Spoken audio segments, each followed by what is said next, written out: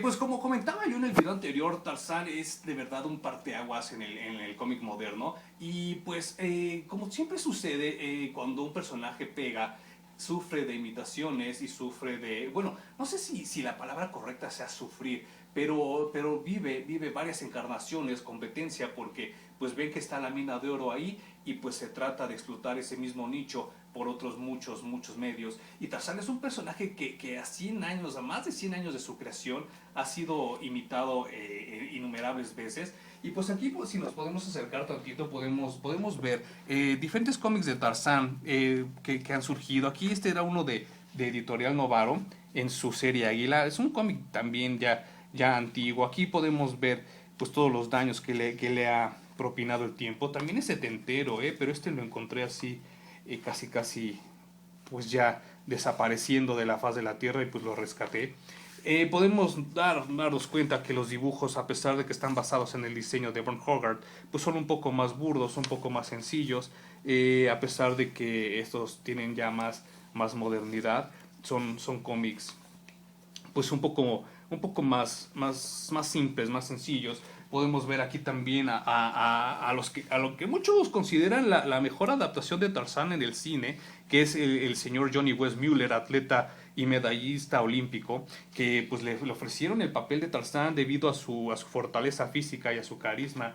Y pues él solo aparece aquí en la portada, pero aquí también podemos ver otras historias de Tarzán. Pues insisto, ¿no? Los dibujantes aquí tienen otro tipo de perspectiva y hacen los dibujos mucho más simples, de una manera un poco menos detallada. Aquí podemos ver así otro tipo de nativos. Son muy curiosos. La verdad es un personaje que se ha adaptado muy bien a las épocas. Es un personaje que por algo, 100 años después, sigue publicándose. Y pues estos son los cómics que aparecían aquí en México gracias a estas editoriales. Este es un cómic también muy antiguo. Aquí podemos ver 1969, no sé si se alcance a apreciar.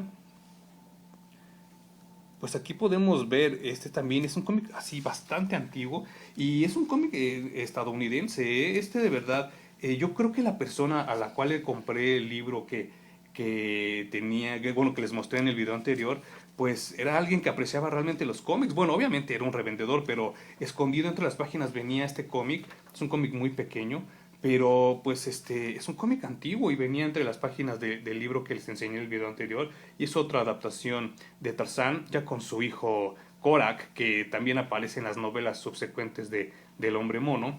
Y pues aquí tenemos una adaptación más reciente hecha por Dynamite Comics llamada Lord of the Jungle. Les explico rápidamente por qué tiene este título.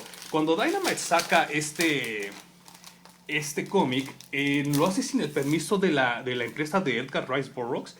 Y pues obviamente, como muchas de las novelas de Tarzán ya son de dominio público, se enfoca a hacer una adaptación, pero no pueden usar el nombre de Tarzán. Pueden usar todos sus elementos, pero no tienen el permiso como tal de usar el nombre de Tarzán, porque para ese entonces quien tenía los derechos de la publicación de los cómics era Dark Horse y pues por supuesto Disney, gracias a la animación de la cual pues también hablaremos. Aquí podemos ver que pues los dibujos son mucho más modernos. Aquí podemos ver el ataque de Kerchak también hacia John Clayton y pues podemos ver que aquí pues ya los colores están hechos de manera computarizada con Photoshop y pues todo esto es también una adaptación bastante maravillosa de lo que es la novela de Rice Burroughs y es como de la adaptación más contemporánea que tenemos y pues también los invito, si no se han podido echar un clavado a lo que son los cómics de Tarzán, esta es una muy buena oportunidad de checarlo. Y este año se está publicando un crossover genial, del cual también les hablaré después en otro video, que se llama Lords of the Jungle, ya en plural. Y aquí ya, pues como ya Disney ya no tiene los derechos, ya se puede utilizar el nombre de Tarzán y Sheena por parte también de Dynamite Comics. Pues lo quiero reservar a cuando acabe la miniserie para platicárselos, porque realmente es algo que realmente merece la oportunidad de comentarlo.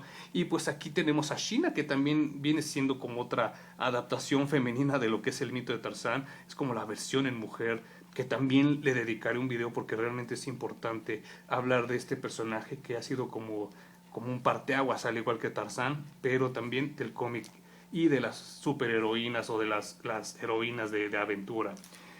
Quiero platicarles también que no solo en Estados Unidos hubo hijos o imitadores de Tarzán. La verdad no quisiera llamarlos imitadores porque cada uno tiene como su sabor. Aquí tenemos Intocable, que aunque suene a un grupo de música de México, no tiene nada que ver con eso. Intocable es un personaje de Argentina y pues también de alguna manera extraña este cómic llegó a mis manos y pues también es como una adaptación del mito de Tarzán hacia tiempos modernos para ese entonces que eran los 60s. Aquí podemos ver a Tagor también, que Tagor de la Selva. Y pues así la diferencia es que los dos personajes son rubios, ¿no? Pero si nosotros nos abocamos a hacer un análisis profundo, pues sabemos que pues realmente son como copias de Tarzán. Y hablando de copias de Tarzán rubias, pues uno de los más populares es Kate Sart de Marvel Comics, que aquí tenemos. Ustedes lo pueden ubicar por varias aventuras con los X-Men o con los Cuatro Fantásticos o hasta con los Avengers. La diferencia de Kate es que él vive en un lugar llamado la Tierra Perdida y en este lugar hay animales de la prehistoria todavía existen por ahí, pero es un buen spin-off de lo que es el personaje de Tarzán adaptado para Marvel. Obviamente por cuestiones de derechos ellos no pueden usar el nombre de Tarzán. Y pues así me gustaría comentarles también de un personaje creado por Jesús Cervantes Basoco, llamado Guama, el hijo de la luna. Cervantes Basoco confiesa en muchas de sus entrevistas que él es extremadamente fanático de lo que es Edgar Rice Burroughs y Tarzán. Por eso hace como una combinación entre dos de sus personajes más favoritos, Tarzán y John Carter, y por eso los mezcla en ambientes bastante hostiles, a pesar de que pues, podemos ver que físicamente es una copia al carbón de Tarzán. Pues la diferencia es que Guama se enfrenta a personajes bastante extraños. Aquí podemos ver como un mono humano y pues esa es la esencia realmente de lo que es Guama, el hijo de la luna.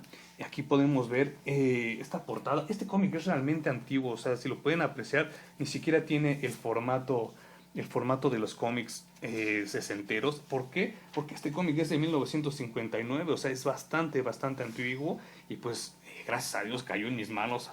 Y aquí tenemos otro que también pues fue para mí un gusto encontrarlos. Esto ya es un poquito más adelante de la historia de Wamba.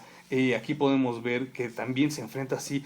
Esto es genial. La verdad, yo no sé qué tipo de droga se metía este Cervantes Basoco, pero miren, estas cebras aladas, estos dinosaurios como dinosaurios enanos, es genial, la verdad. Este es un debraye extraordinario que pues realmente valdría la pena que alguien tuviera bien reimprimir, pero pues sabemos que esto en México no sucede, así que si ustedes ven por ahí alguno de estos cómics perdidos en estas páginas de internet o en algunos de los tianguis, pues recójanlos y cómprenlos. Aquí podemos ver así que también llega un momento donde Guama tiene su esposa y su hija. Como les comentaba, esto ya es bastante avanzado sobre el mito de Guama, hasta el momento de que pues la editorial cierra y se queda con los derechos de este personaje, y Cervantes Basoco pues se queda como que bastante ardido o bueno, triste, porque a fin de cuentas era su personaje, y cuando viaja a otra editorial crea otro personaje llamado Tawa, el hombre gacela. Ustedes se preguntarán qué significa Tawa.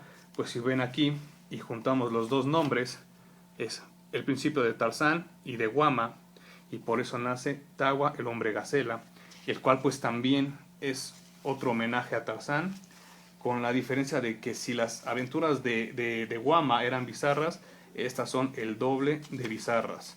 Desafortunadamente aquí ya Fernández Basoco empieza a decaer un poco en su estilo de dibujo, y pues ya no tiene esa frescura de los primeros cómics de Guama. Aquí ya tiene como un poco más de seriedad, un poco más de inflexibilidad, ya muy adaptado a lo que era Edar en esos días. Ya se parece más como a estas ondas de lágrimas y risa, ya no hay toda esta movilidad que estaba en los cómics que yo les mostré con anterioridad. Y pues hay una tercera versión del editorial Argumentos llamada Arandú, Príncipe de la Selva, que también pues es otra tercera adaptación del cómic de México al personaje de Tarzán. Y pues aquí podemos ver también, ¿no? Aventuras así bastante delirantes de la selva. El look del personaje pues es muy similar, ¿no? Muy similar a lo que era Tawa, a lo que era Guama, pero pues por cuestiones de derechos no se pueden usar. Y aquí podemos ver, ¿no? Pues también el estilo de dibujo un poco decadente, un poco triste, ya no hay esa vivacidad, esa frescura del personaje. Pues ya la tercera adaptación pues ya no tiene la misma frescura, ¿no? Pero pues también, si ustedes los ven por ahí, no está de más conseguirlos, conservarlos, porque sí son pues partes de la historia del cómic de México y están relacionadas pues al gran Tarzán, rey de la selva. Para el siguiente video les voy a comentar muchas otras cosas, adaptaciones de Tarzán que han tenido, pero sobre todo les quiero comentar de este libro, Tarzán, el hombre mito. Y pues todo esto lo haremos en el siguiente video de Tarzán de Parallax Reviews.